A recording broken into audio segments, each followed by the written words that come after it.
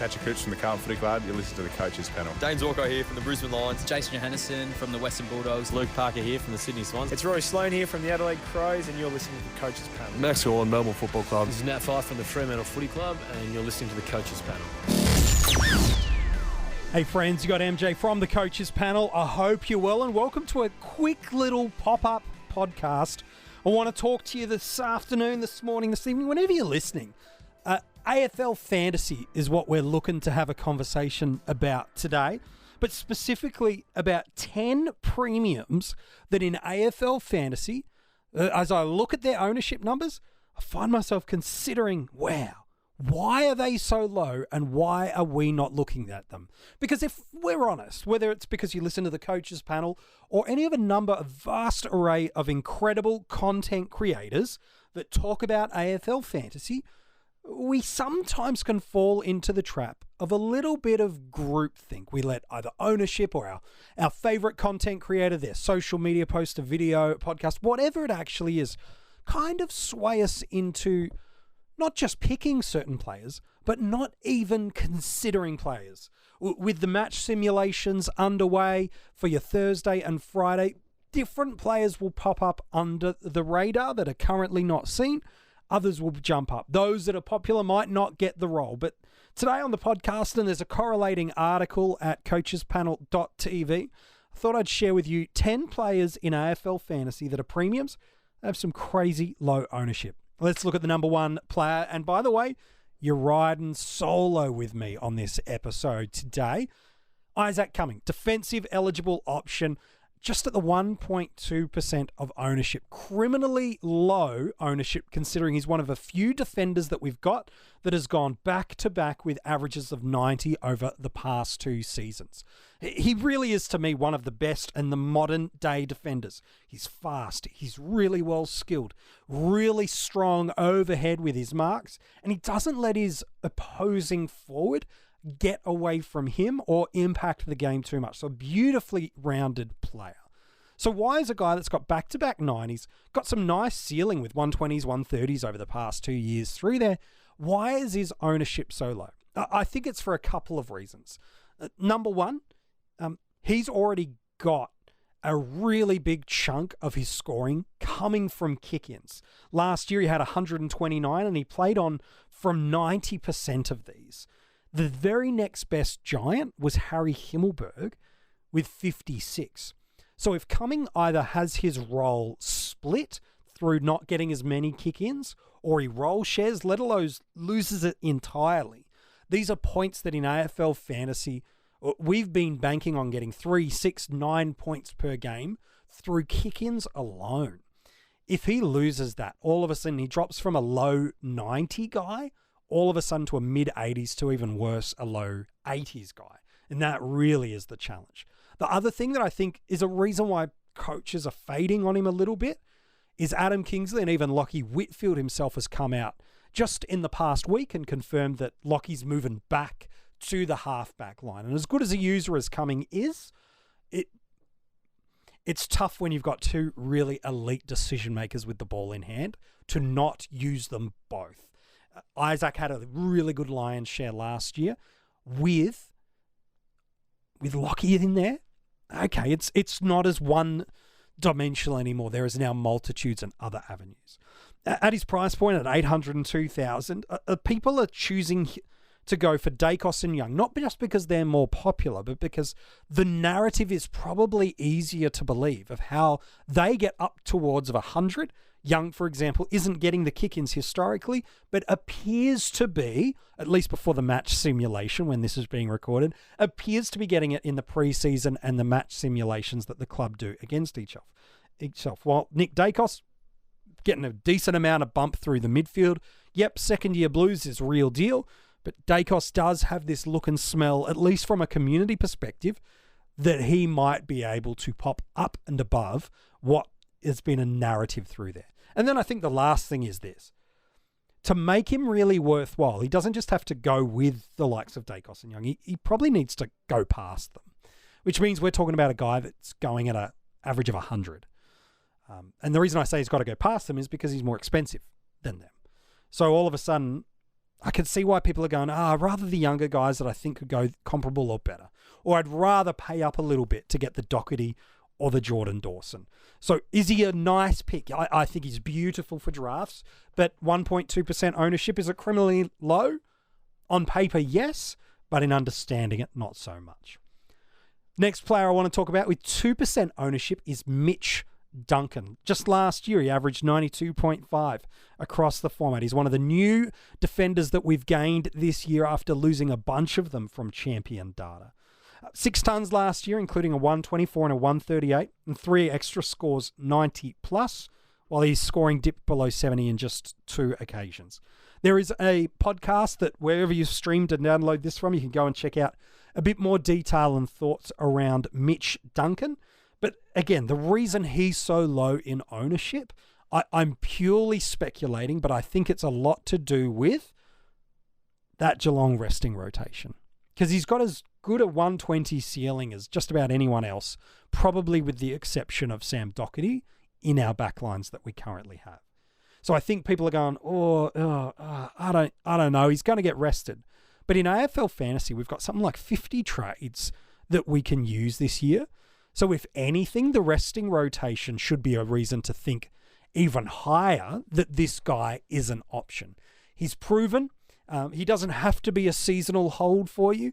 The fact that he's about 150, 160k cheaper than Doc means he could be a really nice stepping stone into Sam Doherty or into a Jordan Dawson, or once you get some visibility on Sinclair.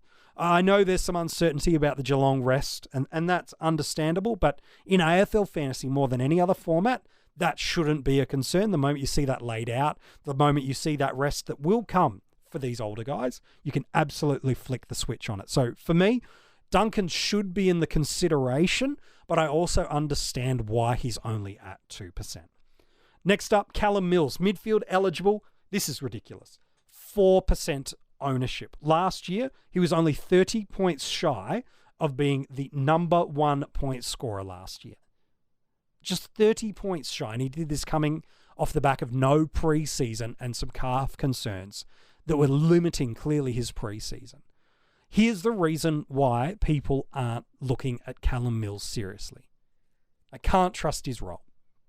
We saw from round 15 onwards, Papley squeeze into the CBAs, and the person that made the most way for it from Sydney was Callum Mills. Because over the first 13 rounds, he averaged 113, but from round 15 onwards, he had that 9-week stretch where he went at 107. Again, that's not horrible, but at a 110, 111 average, you need him to maintain, let alone any thought of going up. The risk isn't that he moved to the back line, although that's still been mooted, that he'll be the safety net. It was when he gets squeezed out to the wing. Here's the thing with Mills. If you could guarantee he's going to be a 75%, 72% CBA midfield guy, he's the number 1 scoring guy in the comp. He's so hard to stop. He marks, he kicks, he's got elite work rate, he gets into space, he tackles, he does everything really well that we want in AFL Fantasy, and he's so hard to tag. And even if you're tagging Sydney, the most damaging possession player is Chad Warner. So you're not going to shut down Mills if you're going to go and shut down anybody. So for me, the only reason I can fathom that his ownership is so low is simply because of this. There's enough concern in your heart that he won't stay in that CBA role.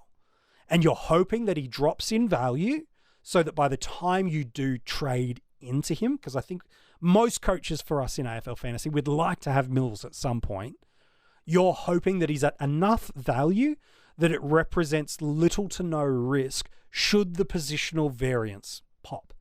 For me, I'm really going to be watching his early season in terms of what the Sydney Swans look to do with that rotation. I know the risk will always be there, but for me, it'll be much more around what happens with how they use Papley. How does this all sit and structure together? Because I think Mills will be no less than a 105 mid. I can't see a world where he fades under that. But he's got the upside to go 115, 120. He's a really nice point of difference. It's risky because you don't really want to trade him out. But he's the kind of guy that if you can live with the downside, 5-6 points per game of drop for a 5 to 6 points per game of upside. Might not be for everyone, but you should at least be considering him. Next player up into the list is Zach Merritt, the new Essendon skipper. Surprising one, this one. Just 6.4% ownership. Here's my prediction around Zach. If he pops a 110 plus score in both of the preseason matches now, the official and the unofficial match simulations, in terms of a points per minute, because he might not play all that style, but if he shows people and reminds people once again, he's just an ever safe 105 guy, watch that ownership spike. If he goes a 120 or a 130, watch everyone jump on and go, that's right. Because since 2016, he's averaged over 100, and 4 seasons of those were over 110. Last year, he was 7th for midfielders by average, 9th across the format by average as well. So for me, I don't understand why he's not in the consideration as much for other people. Generally a pretty solid captaincy option. Now the captain in the literal sense for the Essendon Football Club, safe as houses. Now, the reason why I think people are avoiding him is this. There always comes the odd tag for Zach. And there's a couple of quiet weeks in there, and he somehow every season finds his way to be a value option to trade into. And then he goes on this hot stretch. So I think that's what coaches are anticipating again. But the reality is, even last year, just 2 scores under 80, 6 scores over 120, 2 over 130, a bunch, I think it was a dozen over 100. He is one of the safest 100 guys we can get for us this year. He's not the cheapest that we've ever had him, but genuinely, if you just want a safe, durable, reliable guy at M1 or M2 in your starting squad, man, Zach's flying under the radar a little more than maybe he should. Bailey Smith's my next guy, in at 6.3% of ownership. I think what makes Bailey such a really intriguing option is he's just got this incredible balance of work rate and endurance.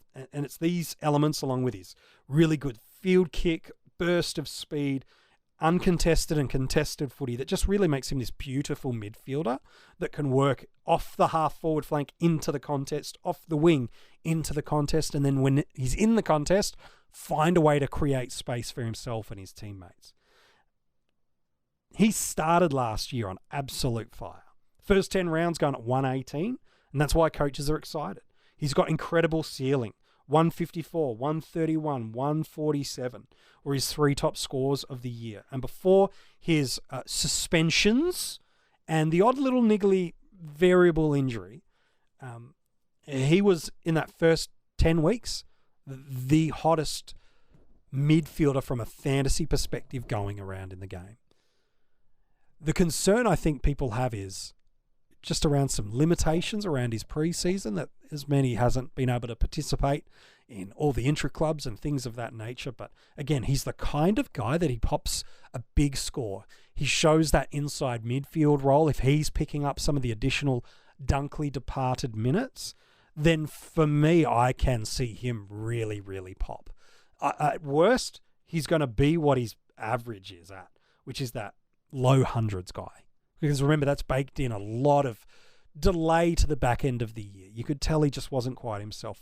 Multiple different suspensions that were given to him, one for on-field and one for off-field behaviour. So for me, he's just sliding beautifully under the radar. And there's this weird thought in the midfield at the moment. I think if you ask 10 different fantasy experts, whether they be from the coaches panel or elsewhere, who are the top 8 to 10 midfielders this year? I think there's a pretty strong consensus that within the top 3, most people would say Rory Laird. That's not to say it's wrong or right, but that's a community consensus. But even just within the top 5, you wouldn't find a universal bunch of names. Even amongst the top 10, you might end up with this list of about 25 options that could roll through there. Bailey's in the conversation, needs to be in the conversation as one of the potential top 5 midfielders in the comp.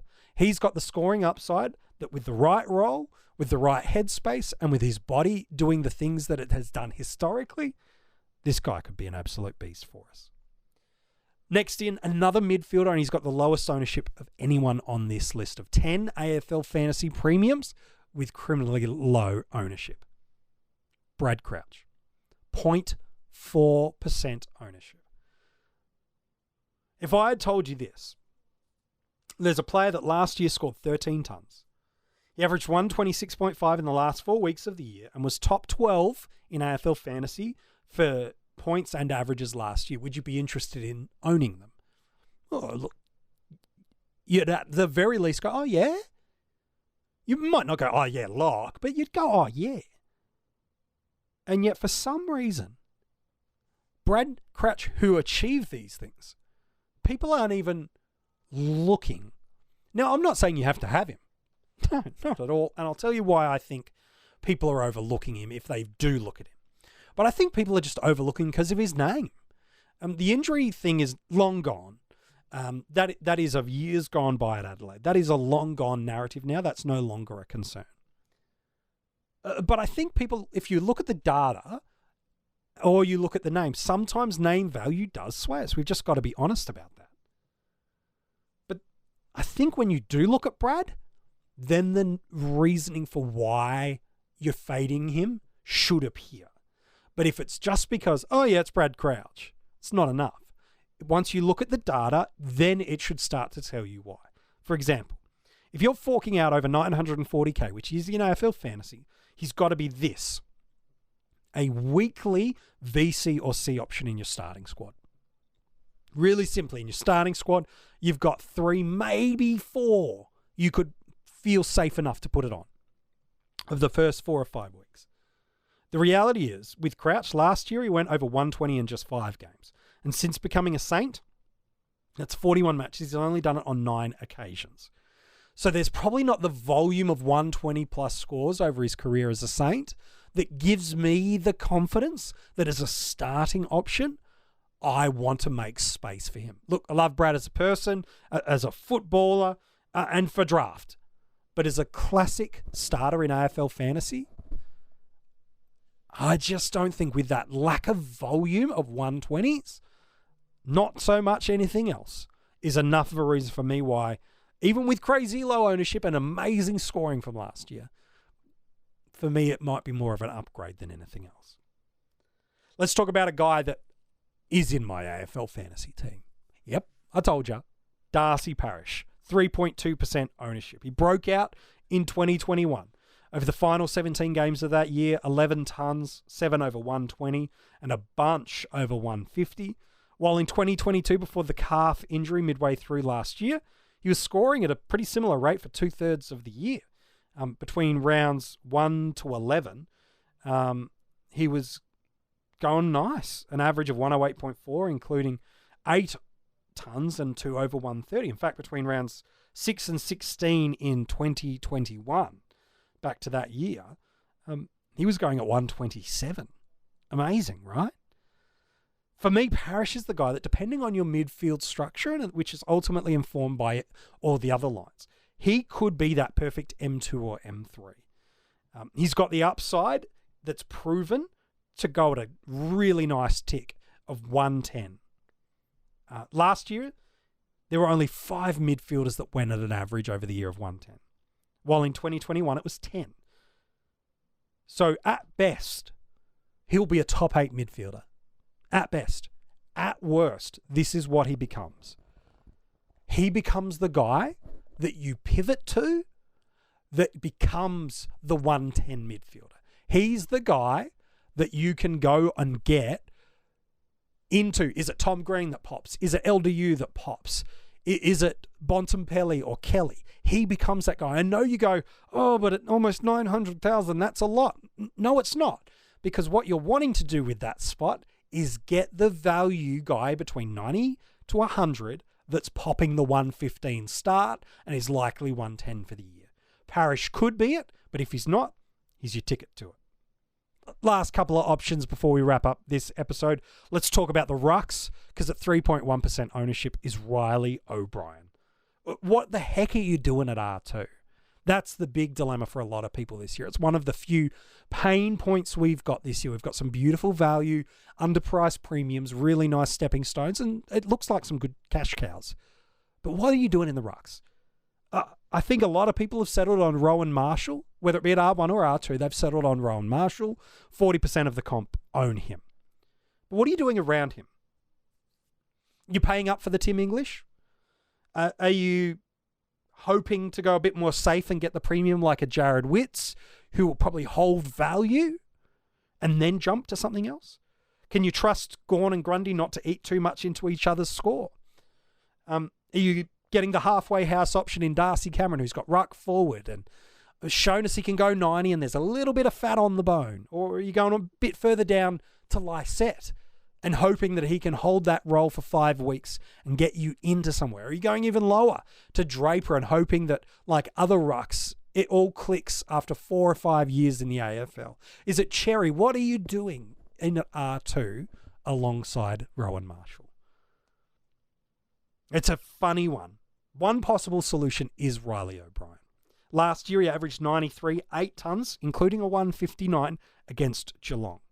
But it's not just about the scoring with Rob, because I think he'll be around the marker of that too.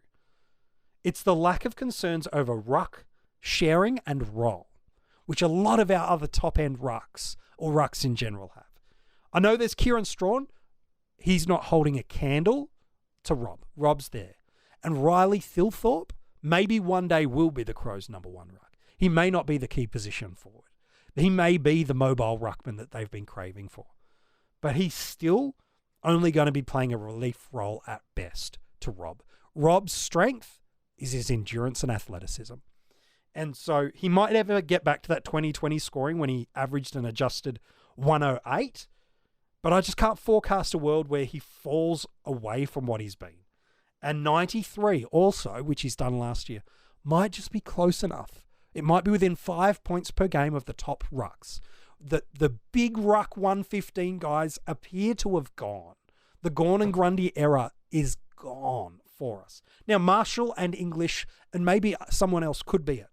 But if it's just around the 100 mark, a 93 at 5 points per game that gives you more money to add onto someone else and get you somewhere else, I think some people are sleeping and fading on what he might be able to do for us. All right, last 2 guys before we wrap up this podcast. And if you are enjoying these little solo pop-up podcasts that are very different to something we've ever done in the preseason, do let us know. We'll try to sneak in a few more over the next couple of weeks before the season starts. Let's talk about Dylan Moore. Forward option, just a touch under 5% ownership. Last year, he was one of the more underrated and unheralded stepping stones that actually moved into premium territory. He averaged 93 over the season, 9 tons, and popped a 129 and a 138 as his biggest scores. But interestingly, his splits was fascinating to me. Over the first 7 weeks, where he was barely getting any midfield opportunity, pops an average of 98. In the final 10 games, goes in an average of 100, which did start to pick up some CBAs as the year went on, while he had a weird 6 weeks in the middle where he went at 76. Okay, well, he's going 100, right? And we're getting value of 5, 6, 7, 8 points per game. He's got the ability to score at either half forward pushing up or as a centre bounce midfielder roaming around. There's opportunity there with a young and inexperienced Hawthorn midfield. So why are people not as keen on Dylan Moore? It's probably 4 names. Rosie, Dunkley, Taranto, Cornelio. The community is desperately trying to find a way to not just get 3 of those in their starting squads, but all 4. And yes, we will pick up potentially some really nice big end forward premiums, but all of them represent potential value based on what they can score when they are allowed to be centre bounce midfielders, which at times at previous clubs or under previous coaching regimes have not been able to. That's why people are clamoring for these 4, more so than probably more, is not just their upside is greater, but they can be much more damaging at their price point than what Moore could be. He feels a little more attainable as an upgrade if we need him. So I think that's the dilemma. that coaches are facing. We know he can score in any position. We do want to see what his role looks like in the match sims. But I think that's why his ownership isn't as high as what many might have thought it was. I think it's not about him. I think it's about what the other premiums are doing around him. Then the last one. Stay in the forward line, 6.5% ownership, mid-forward, Zach Butters. It's amazing how you can go from being the hottest option 12 months ago in our forward line to rarely being seen. And the thing is, he didn't have a bad season. Yeah, he missed a few weeks with injury and had the bunch of sub-80s, but there is a subconscious and unconscious bias towards not picking Zach. The reality is he was pretty solid last year. 6 tons, 2 over 120. Yeah, a bunch of scores under 80. No problem with that. But in his final 7 games of the year, we're at an average of 101. So for me, he's got as much upside as anyone else. He could match Connor Rosie in my eyes. I don't know if he can get up to what I think the upside of Taranto, Canelio, and Dunkley is. I don't think he can get 105 plus Butters. I think Rosie can go 100 to 105. But I think those other 3 have proven upside of 105, maybe 110. I think Butters might not be able to get up as high as those 3, but I think he can get alongside what Connor Rosie does, and he doesn't have to do it with CBAs to be able to get there. So for me, he's the forgotten forward, but I think outside of the dilemma of the 4 big forward mids that I mentioned earlier, the other is the fact that he sustained a sprain to his AC joint at training the other week. And so while it doesn't feel anything that's significant, it's just another one of that's right, he got injured a bit last year. And it's this subconscious thought that we keep finding ways to do it. Here's the thing about Zach Butters for me. It would not surprise me if at some point in time in the year,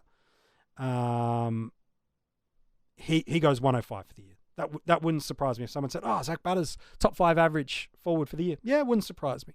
Equally, if he played 8 games and had 2 of them where he was red vested, wouldn't surprise me. And therein lies the challenges around Zach Butters. But who are the guys in AFL Fantasy that you have that are lowly owned, but you think just secretly could be really, really big options? Get in touch with us over social media and let us know who are the premiums in AFL Fantasy that you have in your side that have under 10% ownership. You get more podcasts from us in the off season as we continue to drop them. Strategies, team reveals, and a bunch of other stuff. And articles dropping just about every day at coachespanel.tv. Until we chat to you on another episode, good luck and enjoy the match simulations over these next couple of days.